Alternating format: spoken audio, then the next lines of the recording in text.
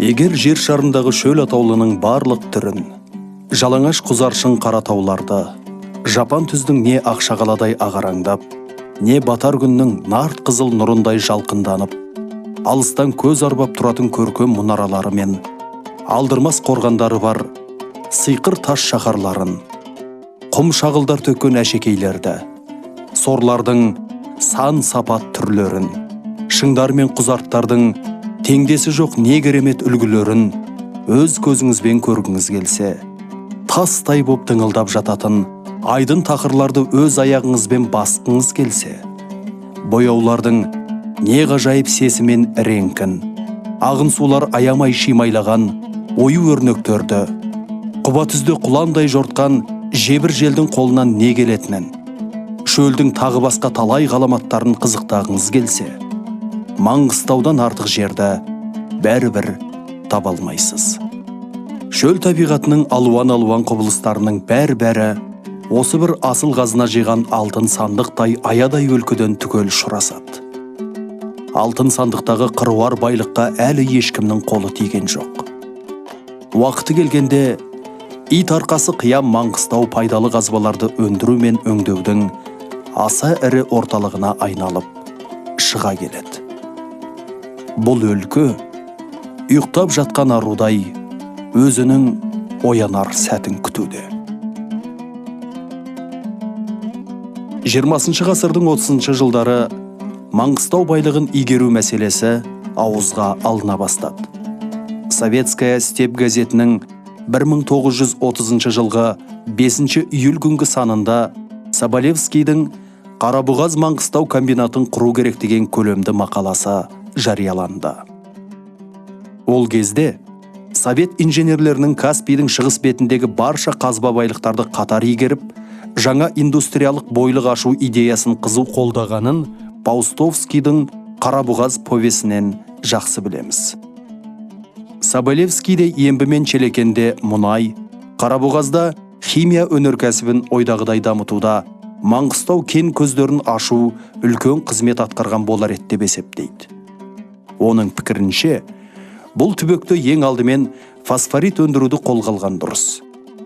Өйткені, төбе құдықтағы бірінші, екінші фосфорит кен қабаты, Қанға бабадағы бірінші қабат, Ұланақтағы екінші қабат, Жыңғылдыдағы үшінші қабат, Маңғыстауда сол тұста Ақтөбеде салынып жатқан химия комбинатынан әлде қайда қуатты тыңайтқыш өнеркәсіп орнын ашуға мүмкіндік берер еді деп санайды.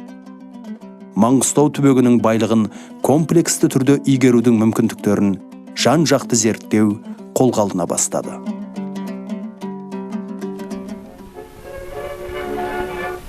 На полуострове Мандышла богатые залежи каменного угля.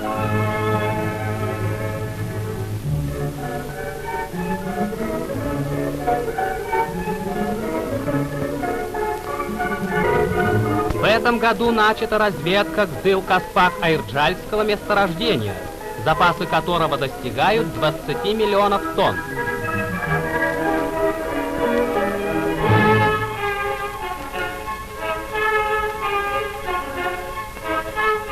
Бурением почвы определяется глубина залегания пластов и их направление.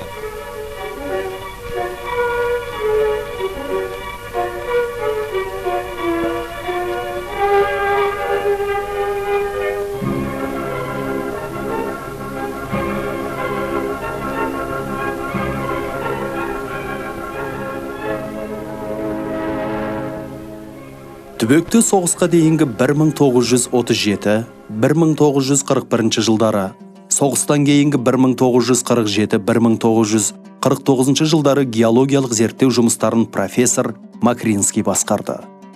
Бұл тұста орталық Маңғыстаудың геологиясы мен көмір кен орындары тыңғылықты зерттелді. Сол зерттеулердің нәтижесінде 1939 жылдан бастап Маңғыстау көмір кенін өндірістік негізде игеру қолға алынды. Соғыс жылдарында Маңғыстау көмірі Каспий теңізі арқылы еліміздің орталық аудандарына тасылып тұрды. Соғыс басылған соң Маңғыстау индустриясының көшбасшысы болған көмір шахталары кен қабаттарының жастығына байланысты қайта жабылып қалды. Геологтар Соғыстан кейін Маңғыстаудан негізінен мұнай іздестіре бастады. Бүкілодақтық геологиялық ғылыми зерттеу институты 1950 жылы Маңғыстауға Дьяконов, Черепанов, Трифоновтар басқарған аса ірі комплексті экспедиция жіберді. Бұл экспедиция өзен мұнай құрылымын анықтап, картаға түсірді. Жетібай кен орнының жобасын болжады. Сөйтіп түбектегі газ, мұнай кен орындарын бұрғылау жұмыстарын жүргізуге ғылыми негіз жасап берді.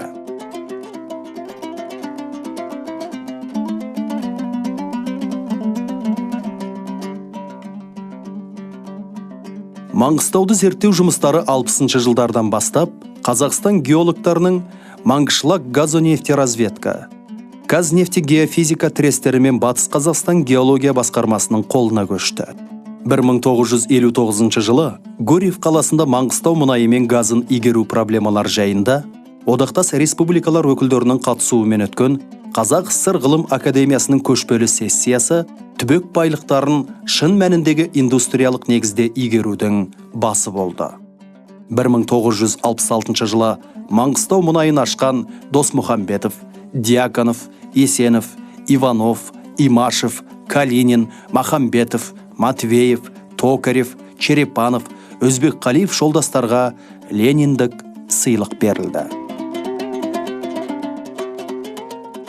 1961 жылы 5 июль күні Жетібай дөңінде мұнай фонтаны атқаны, талай ғасыр саяхатшыларының аузына ілігіп жүрген Маңғыстау алтын сандығының ашылған күні болды. Осы жолдардың авторы сол бір тұста Маңғыстауды аралап, мұнай барлаушылардың қостарында боп қайтқанды. Сол сапарда алған әсерлеріміз көз алдымызда әлі тұр. От қарыған өңірді, көсенің егіндей тақыр жонда, қозының еті піскенше таң атып қалатын келте түнді саялап, жол шегіп, осы аймақты зерттеп шыққан ескі ғалымдар бұл жерді бір ауыздан Машақаттар өлкесіне сайды. Парақтары Маңғыстаудың сары жон адырларындай сарғыш тартқан бұл өңір жайлы ескі кітаптарды ақтарып отырсаңыз, олардың авторларының қайғайсысы да табиғат қытымырлығынан көрген жәбір жапаларын айтқанда желдей есік бетеді. Міне, біз сол өлкөдеміз. Біз жүріп келе жатқан жол Маңғыстаудың ғаламатымен де, машақатымен де егжей-тегжейлі таныстырып келеді. Маңғыстау өңірінің күре тамырындай кәрі жолдан қазір жаңа бір тарам айырылады. Ең жолаушысы көп жолда сол тармақ. Ол Жетібайға баратын жол. Жетібай. Аты жер жарған Жетібай, шетсіз шексіз мыйдай жазық дөң. Аз ғана жыл бұрын көл көсір осы дөңнің үстінде қажеттесеңіз, бір отар қойда бағылмапты. Сауырына із түспестен құла дүз боп, құлазыпты да жатыпты. Баяғы бір заманда бұл жерде де ел жайлап, халық мекен еткен дегендей, аннан мұннан көнетіз күмбез молалар мойнын созық балады. Кеше ғана моладан басқа көзге түсір ештеңесі жоқ атырапта бүгін барсаңыз, бұрғышылар мұнарасы құжынайды. Тентек шаңытқа әлі тыйым салына қоймапты. Бұрқыратып жүр. Қаратаудың бойындағы ыстық па? Мұнда келсеңіз, тандыр пештің ішіне түсіп кеткендей боласыз. Сая біткеннен саяқ шығарып ап, саршатамыз күн білгенін істеп бағады. Осындай ыстықта терілері күйе піскен бауырсақтай күреңіткен жап-жас жігіттерге толы машиналар ерсілі-қарсылы ағылып жатыр. Бұлар скважиналарға бара жатқан, содан қайтып келе жатқан вақтылар. Оларға мынау қайнап тұрған шілде төк әсер етпейтін тәрізді. Төңірегіміз мігірсіз қозғалыс. Сол қозғалыстың тоғысар жері Жетібай поселкісі. Маңғыстаудағы тұңғыш мұнай фонтаны осында атты. Түнгі сағат 2-нің тұсында бүкіл Жетібай машинаға іліккені машинамен, ілікпегені жаяулатып осында тартыпты. Оларды осы жерде аспанға шашып атқан адуын фонтан қарсы алды. Ол осы өлкеге тасталатын Маңғыстау мұнайын игеріңдер деген жаңа дабыл, жаңа ұранның соңына қойылған леп белгісіндей боп көк қойнына шаншыла шапшыпты. Биіктігі 50 метрден асып кеткен фонтан ұзақ жылдардағы барлау зерттеудің алғашқы нәтижесі. Бұл скважинаның көрсеткіштері Маңғыстаудың келешегін дәлелдеп берді. Мынау безбүйрек ұшан дала, жылдар бойы қыруар байлықты, миллиондаған тонна мұнайды бауырына басып, жасырып келіпті. Мұнай болғанда қандай, күкірті жоқ, өндеуге таптырмайтын таза мұнай. Құрамында парафин бар. Кейінгі жылдарға дейін мұнайдың құрамындағы парафин де бір қырсық атанып, қарлы Қаратау болып келген екен. Қазір ғалымдар оның пайдасы болмаса, зияны жоқ деп тауыпты. 2383-2389 метр тереңдік аралығынан атқан бұл скважина диаметрі 12 мм штуцерден, яғни тесіктен атқанда, сөткесіне 100 тонна мұнай береді екен. Жетібайдан соң өзен дабылдата бастады. Онда 1248-1261 метр тереңдіктен мұнай мен газ атыпты. Бұл қос батыр ертеңгі шалқығалы тұрған мол байлықтың көш басшылары. Жаңа мұнай аудандарын игеру үшін бұл алаңдардағы бұрғылау жұмыстары күшейтіліпті. Биыл былтырғыдан 2 есе көп скважина қазылып жатыр. Келер жылы тағы 2 есе көбеймек. Ол үшін бұрынғы Жетібай, өзен разведкалары терең бұрғылау экспедициялар болып үлкейтіліпті. Мангышлак. Тысячелетнее молчание пустыни нарушил рокот моторов. Беспокойные соседи привлекли внимание любопытных верблюжат. Корабли пустыни откровенно негодуют. Бригада Жигера Мухтарова – одна из лучших в Узеньской нефтеразведочной экспедиции. Ни зной, ни песчаные бури не могут задержать бурение, когда на вахте Алексей Кирулис, Казахбай Шакарбаев. Первая скважина экспедиции достигла глубины 1770 метров. Предвидение ученых оправдалось блестяще.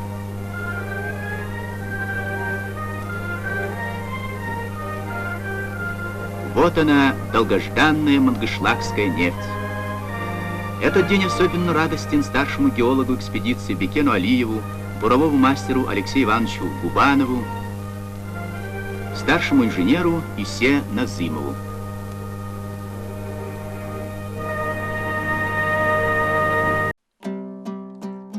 Маңғыстау мұнайы мен газының қоймасы тек Жетібай мен өзен болмасқа керек. Бүкіл түстік Маңғыстаудың өн бойы бұрғышы мұнараларына толмақ. Мұнай мамандары ашылған мұнай алаңдарын қазірден бастап игере беруді ұсынып жүр екен. Не де болса, өте жақын арада бұл арада тек барлаушылар ғана емес, мұнайшылар да еңбек етеді. Ата жұртынан табылып жатқан қыруар қазынаны игеруге жергілікті жастар қызу кірісіпті. Кешегі шопан жастар қазір бұрғыш атаныпты. Ендігі беталыс Ералиев. Бір кезде бүкіл Каспийді жеке жайлап, жеке билеген орыс көпіс, Россиядағы байлықтың қызығын көрудей-ақ көрген бірден бір адам Захар Дубский теңіздің шығыс жағалауынан бірнешелеген балық кәсіпшіліктерін ашқан екен. Жетібай дөңінің теңізбен тұстасатын пұшпағында осындай кендірлі, құрық деген екі кәсіпшілік болыпты. Ералиев осының құрығы. Біздің тұсымызда да көп жылдар бойы онда балық қабылдау заводы ашылып, балықшылар мекені болып тұрыпты. Түстігінде Жыланды тауы бар, шығысы етек жеңі кең, мол жазыққа ұласып кететін қойнауда қазір құрылыс жүріп жатыр. Жақында ғана Маңғышлак газ нефтеразведка тресі Форт Шевченкодан осында көшіп келіпті. Маңғыстау мұнайын игеруге ежелгі ембімен көршілес Непиттак, Челекеннен маман жұмысшылар көшіп келуде. Маңғыстау, мүлгіп жатқан құмдала. Ал совет адамдары оның ғасырлар бойы қойнына жасырған сырын ашты. Сөйтіп Маңғыстау енді қазына түбегін айналды. Жетібай мен өзен алқабынан миллиондаған тонна мұнай көзі табылды. Бұл күн ертеңі отан игілігіне айналады. Төреғали Қадыров бастаған комсомол жастар бригадасының бұрғышылары мұнайлы өлкө картасындағы соңғы белгіге де жетті.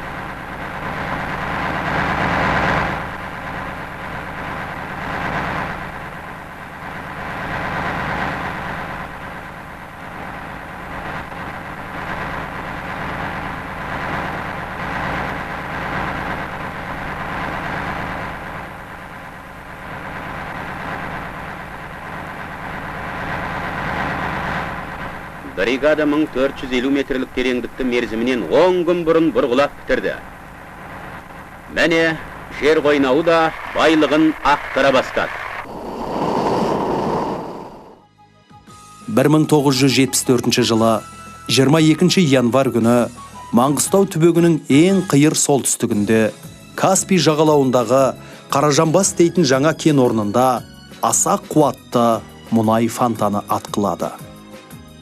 Қаражанбас кен орнын геолог Әділ Нұрманов басқаратын барлау партиясы ашқан. Мұндағы мұнай өзен мен Жетібайдағы кендер сияқты 2-3 мың метр тереңдіктен емес, бар болғаны 300 метр тереңдіктен табылып отыр. Қаражанбастың ашылуы Бозашы түбегі мен батыс үстірт етегінің өндірістік мүмкіндігі жөніндегі пікірді атымен қайта қарауға мәжбүр етеді.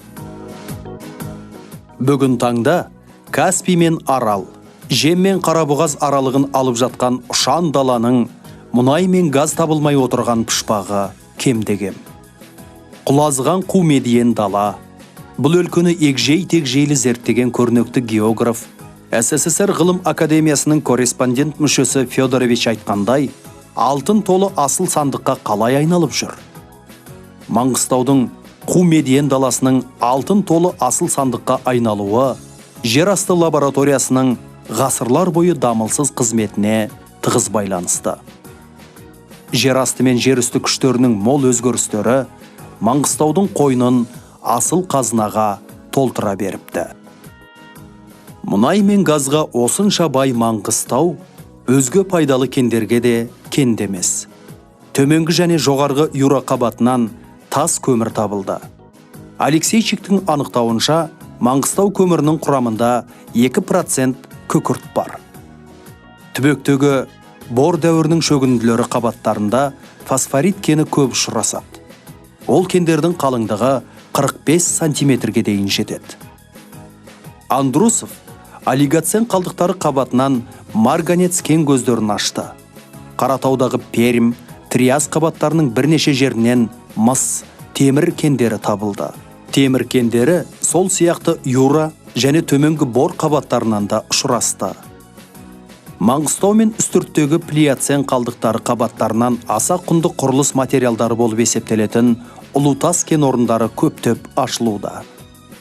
Өлкөде бұлардан басқа силикат, құм кобальт, қорғасын, каллий, магний, ас тұздары, кесек күкірт, ақбор кендері анықталып отыр. Сөйтіп ғалымдардың әлденеше ұрпағының көкейінде талайдан бері арман боп жүрген Маңғыстау алтын сандығының берік тылсым қақпағы ақыра ашылды. Ұйқыдағы ару оянды. Маңғыстау индустриясының қазіргі көшбасшысы мұнай. 1965 жылы июль айында Маңғыстау Мақат темір жолы мен Гурьев мұнай өңдеу заводына Маңғыстау мұнайы тиелген алғашқы эшелон аттанғанды. Арада 10 жыл өткен соң, 1975 жылы бүкіл еліміз ұлы жеңістің 30 жылдығын мерекелеп жатқан күндері Маңғыстау мұнайының алғашқы 100 миллион тоннасы отан қоймасына құйылды. Мұнай өндіру жағынан қазір Қазақстан одақ бойынша екінші орынға шықты. 1974 жылы Маңғыстау мұнайшылары жылына 19,6 миллион тонна өндірген болса, 1975 жылы ол көрсеткіш 21,3 миллион тоннаға өсті. Мамандардың есептеуінше, Маңғыстау жақын болашақта жылына 80-100 миллион тонна мұнай өндіреді. Маңғыстау мұнайының химиялық құрылымы да ерекше. Қаражанбас мұнайы өте сұйық, таза мұнай болса, оңтүстік Маңғыстау мұнайының құрамындағы парафин процентке дейін барады. Ал 1963 жылы ашылған Қарамандыбас мұнайы жер астынан аса қою сүзбе күйінде алынады. Маңғыстауда мұнай мен газдан басқа тас көмір мен фосфориттің аса бай қорлары табылып отыр. Маңғыстау фосфоритінің жер бетіне жақын жатқан қабаттары қорының өзін миллион тонналап есептеуге болады. Маңғыстау марганецінің 1918 жылы геолог Крук есептеген қорының өзі 32,7 миллион тоннаға жуықтайды. Маңғыстау мен үстіртті құрылыстан басқа бетон жасауға цемент, мал мен құсқа қажет минералдық азық алуға, сондай-ақ химия, көмір, мұнай өңдеу, былғары илеу, тоқыма өнеркәсіп орындарына өте қажет ұлы тастың бүгін таңда Жетібайдан 28 миллион 924 мың текше метр, Форт Шевченко қаласының терістігінен 24 миллион 154 мың текше метр, осы қаланың оңтүстік шығысынан 15 миллион 307 мың текше метр, Бейнеуден 153 миллион 683 мың текше метр, Қызыл Тұраннан 11 миллион текше метр, Ералиев поселкісі маңынан 333 мың текше метр, Қаратүйе маңынан 10 миллион текше метр қоры бар аса бай кен орындары ашылып отыр. Маңғыстау ұлутасының сапасы бұдан бұрын табылған Қырым, Одесса ұлутастарынан әлде қайда жоғары. Оны тек Маңғышлақ облысы көлемінде ғана емес, Москва, Киев, Ульяновск, Астрахань, Алматы, Гурьев қалаларының құрылысында да кеңінен пайдалануда. Осындай сан алуан қазба байлықтар табылған Маңғыстау қазірдің өзінде-ақ аса ірі индустриялық аймаққа айналды. Мұнай өндіру мен газ өндіру, құрылыс материалдарын өндіру, энергетикалық өнеркәсіп, Маңғыстау индустриясының қазірдің өзінде қызу қарқынмен дамып жатқан салалары. Бірақ бізге мұның бәрі Маңғыстау индустриясының тек алғашқы беташары сияқты көрінеді тұрады.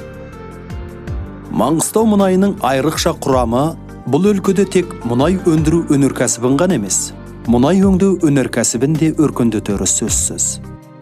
Парафинді мұнайдан осы заманғы ғылыми жетістіктер негізінде шаш етектен пайда түсіретін мұнай химиясы өнеркәсібі әлі қолға алына қойған жоқ.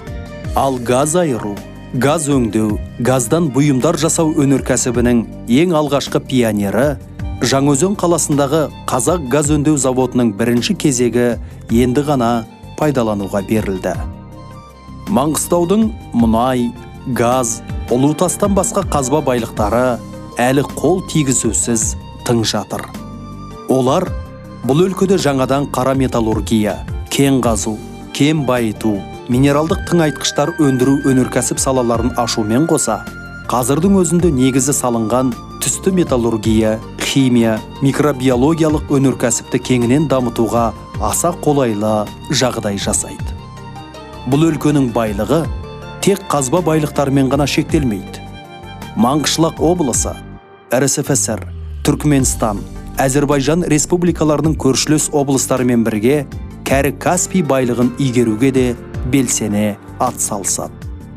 Каспий теңізі бұл өлкенің тек геологиялық тарихында ғана емес, қазіргі өмірінде де шешуші қызмет атқарады. Мұхит деңгейінен орта есеппен 28 метр төмен жатқан бұл теңіздің ұзындығы 1200 километр, ені 320 километр, жағалауының жалпы ұзындығы 7000 километр. Оның 6100 километрі СССР территориясында. Каспий теңізінің СССР территориясындағы бөлігінің көлемі 371 мың шаршы метр. Көлемі 80 мың шаршы километр терістік Каспий мен орта Каспийдің 2000 километрге созылатын шығыс жағалауының көп бөлігі Маңғышлақ облысының территориясына кіреді.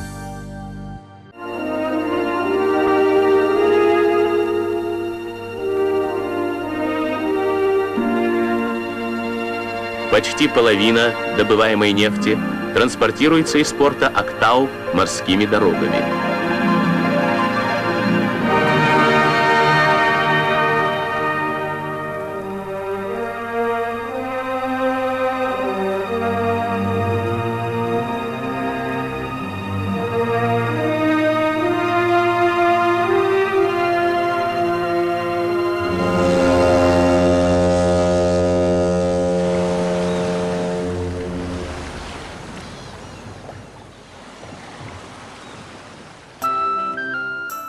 Осы заманғы ғылым мұхит пен теңіз байлығын адамзаттың келешек материалдық қазынасының ең үлкен резерві деп тауып отыр.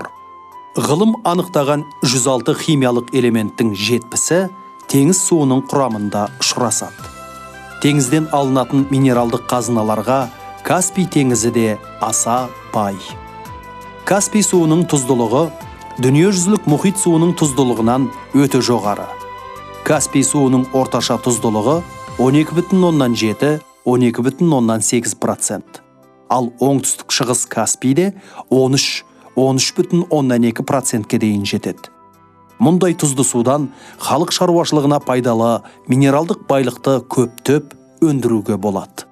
20 ғасыр ғылымының бұл ұлы жаңалығының біздің елімізде алғаш жүзеге асқан жері де Каспий теңізі. Апшерон маңындағы су үстіндегі мұнай кәсіпшіліктері мен Шевченко қаласындағы су тұшытқыш атом станциясы осының айғағы. Сол сияқты Каспий теңізінің органикалық дүниесі де аса бай.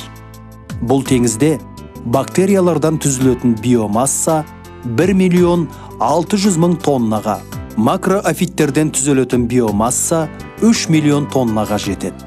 Онда балықтың 75 түрі мен 17 қосалқы түрі кездеседі.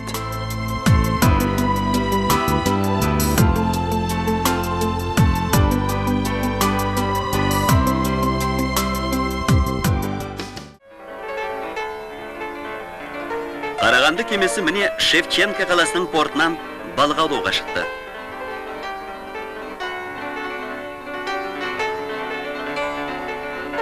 Жастар экипажын тәжірибелі капитан Александр Акимов басқарады. Оның Каспий айдынын шарлап балық аулағанына 20 жыл болды.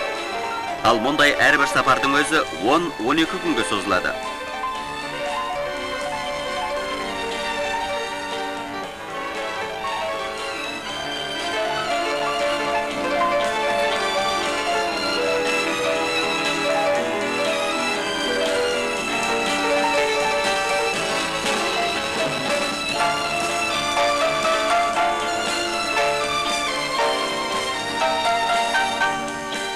Ауланған балық кемеде өңдеудің барлық түрінен өтіп, буылып түйіліп, ондағы 180 тонналық тоңазытқышы бар арнаулы орында сақталады.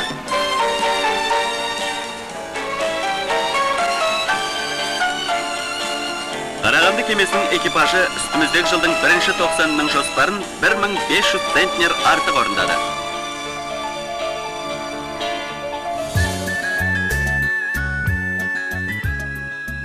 Адамзат қоғамының материалдық мүддесі теңіздің тек минералдық қазыналары мен хайуанаттар дүниесін игеріп қоймай, өсімдік дүниесін игеруге де көп мән беріп отыр. Теңіз шөптерінің қоректік сапасы картоп, жүгері, бидай, жеміс-жидектердің көптеген түрінен, тіпті еттің өзінен әлде қайда жоғары. Теңіз түбінің әр гектарынан 15 тонна көк масса алуға болады. Жер бетіндегі ең қалың өскен шалғын шабындықтан бар болғаны 4 тонна көк масса жиналады. Оның үстіне теңіз түбіндегі шалғынды жылына 10 рет орсаң да ештеңесі кетпейді. Каспий теңізінің өсімдік байлығы мал азығы мен овощ дақылдарына аса тапшы, Маңғыстау сияқты өлкелер үшін өте бағалы қазына. 60-шы жылдары мұнай мен газдың табылуы жылу электр станциясын салуға мүмкіндік берді. Бірақ химия өнеркәсібіне қажет парафинді мұнайды энергетикалық мақсатта пайдалану өте тиімсіз. Сондықтан мұнда аса қуатты атом электр станциясы салынды. Елімізде алғаш жүзеге асырылған шапшаң нейтрондар қуатымен жұмыс істейтін реакторы бар Шевченко тәжірибе атом станциясы тек өлкені ядролық отын қуатымен электрлендірудің ғана емес, Каспий қазынасын ғылыми негізде игерудің де басы болды. Міне, бұрын иір мойын нарлар жайылып жүрген жерде, енді бұрын соңды бұл өлкеде ұшыраса қоймаған ирек конструкциялар тұр. Шақырайған күн көзіне шағылысып, күмістей жалтырайды. Жер үстінің бе, әлде аспан астының ба, түгел қожасы, бір сыйқыр бәйбіше мынау салқар сахараны дастархан қып, далита жайып, қасына қаз қатар алып самаурындар тізік қойғандай. Бір жағынан сарқырап теңіз суы келіп жатыр. Екінші жағынан әлгі көк бөңбөк су сол бұрқыраған қалпы теңізге қайта құйып жатыр. Екі ортасында шөл далаға орнаған қала, онсан заводтар мен өндіріс орындары, жасыл желек пен алқызыл гүлдер тұщы суға қарық болды да қалды. Маңғыстауда күннің жарық боп тұруы жылына 3000 сағатқа жетеді. Июль айында 11 сағат бойы күн батпайды. Жыл бойына орта есеппен тәулігіне 7,4 сағат бойы күн көзі көрініп тұрады. Жылына түбектің терістігінде 120 күн бойы күн ашық боп, тек 60 күн ғана шықшыламды болса, оңтүстігінде 260 күн бойы күн ашық боп, тек 10 күнде ғана күн бұлыңғыр болады. Жылдың орташа температурасы 11 градус жылы. Бұл нағыз күн электр станцияларын салуға таптырмайтын жағдай. Сол сияқты, Маңғыстау Еуразия құрлығындағы ең желді аймақтардың бірі. Ол желдің қуаттылығы жағынан Қазақстанда бірінші орын алады. Одан кейінгі орындарға Торғай облысы мен Ертіс өзенінің алқабындағы аймақ ие болады. Қазақстан территориясының 44% шөлдер мен шөлейттер. Олар 100 миллион гектардан астам жерді алып жатыр. Оның 40 миллион гектары таза құмды аймақ. Біз әңгіме етіп отырған Маңғышлақ облысы сияқты кейбір облыстар бірыңғай шөл және шөлейт аймақтарға орналасқан. Шөлдер мен шөлейттердің пайда болуы мен ұлғая түсуіне бірден бір себепші факторлардың бірі жел. Шөл мен шөлейт далалардан сонау алғашқы қауым тайпаларынан бастап ешқашан адамзат тіршілігі үзіліп көрмегенін Орта Азия мен Қазақстанның құм аймақтарындағы археологиялық ескерткіштер айқын дәлелдеп берді.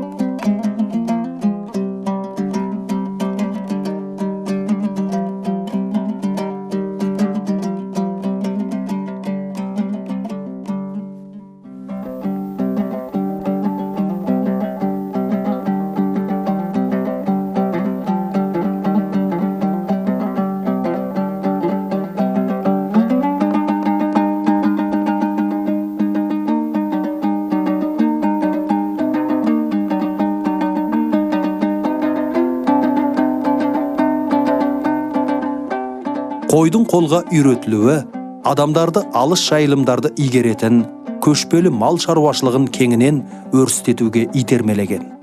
Содан бері қой өсіру мен түйе өсіру көшпелі мал шаруашылығының негізгі саласына айналды. Қазір Қаракөл елтірісін, ет, жүн беретін көшпелі мал шаруашылығының ең арзан, ең көп тараған түрі. Біздің тұсымызда мал шаруашылығын индустриялық арнаға түсіру кеңінен етек алуда. Алайда, шөл мен шөлейт далаларды мелиорациялау жан-жақты жолға қойылғанша, көшпелі мал шаруашылығы тарих сахнасынан кете қоймайды. Әсіресе, өнеркәсіп орындары жиілеп, тұрғындар саны күрт өсіп жатқан Маңғыстау сияқты құрғақшылық аймақтарда көшпелі мал шаруашылығы, ет, сүт өнімдерінің бірден бір көзі болып қала бермекші. Маңғыстаудың өнеркәсіптік болашағы өлке халқын ең арзан етпен, ең арзан сүтпен қамтамасыз ететін қой мен түйенің санын бірнеше миллионға жеткізуді міндеттейді.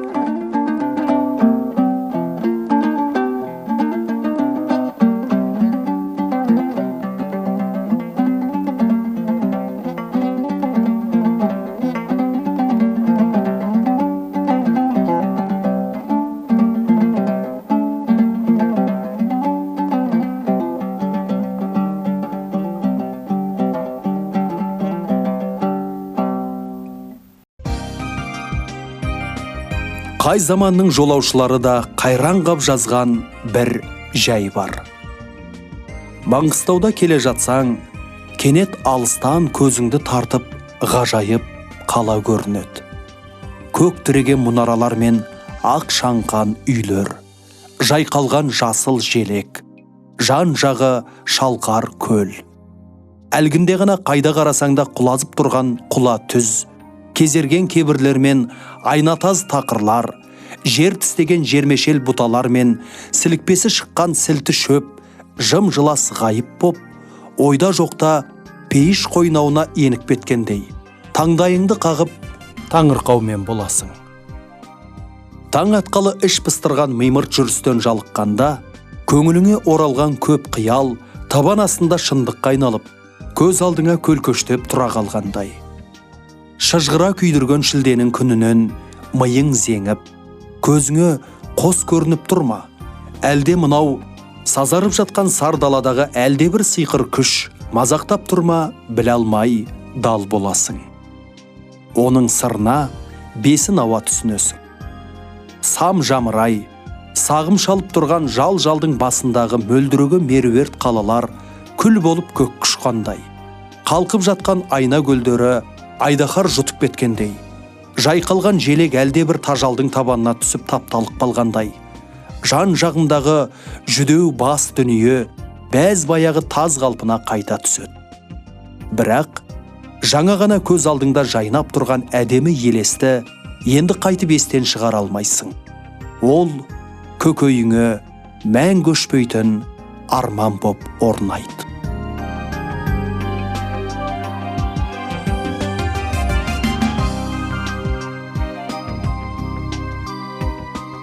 Сан ұрпақтың санасына алыс қиял, алдамшы елес боп орнаған сол суреттер бүгінде Маңғыстаудың маң даласында сағым тарқасада самсап тұра беретін шындыққа айналуда.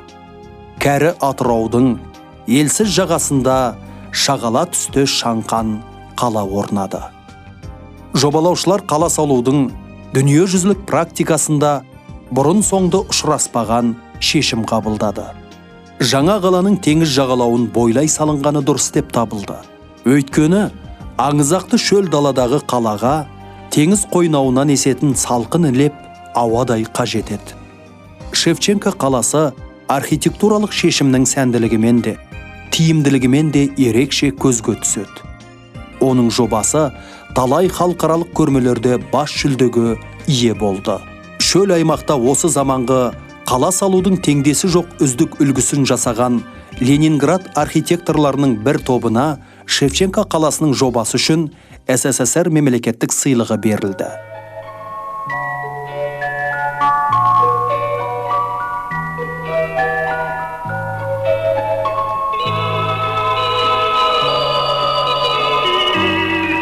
Маңғышлақ облысының орталығы Шевченко қаласына 10 жыл толды. Бейра толқынды Каспий жағасында сәулетті де сәулім үйлі әсем қала бой түзеді.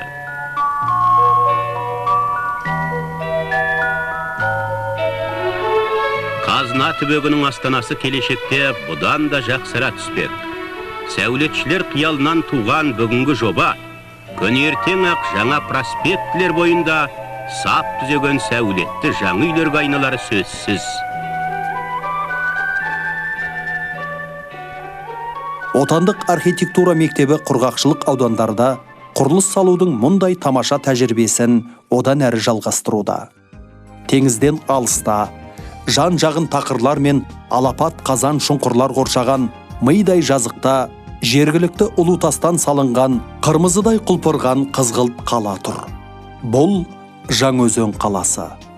Мұнайшылардың, барлаушылардың, газ өндеушілердің астанасы. Аптап аңзақ пен қысы жазы шақырайып тұратын күн өтіне салынған бұл қаланың сәулетіне ешкім мін таға алмайды.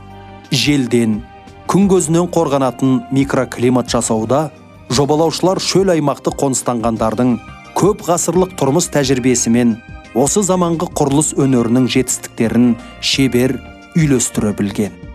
Шевченко мен Жаңаөзен қалалары қысы жазы ел қоныстанбайтын медиен даланы адам игілігіне қызмет еткізе білудің тамаша үлгілері.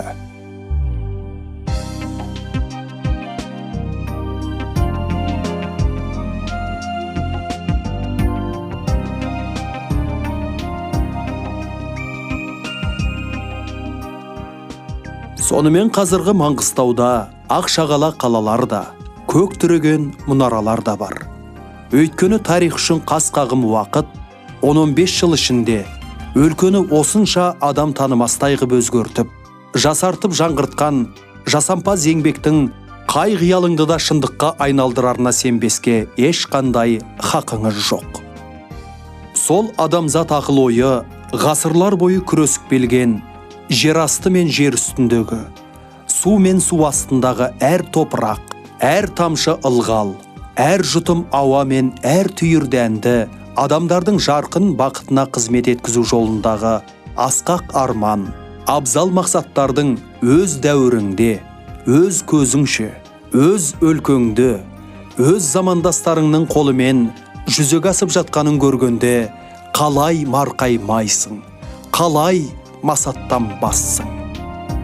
Бар бол, баба дала, бар бол.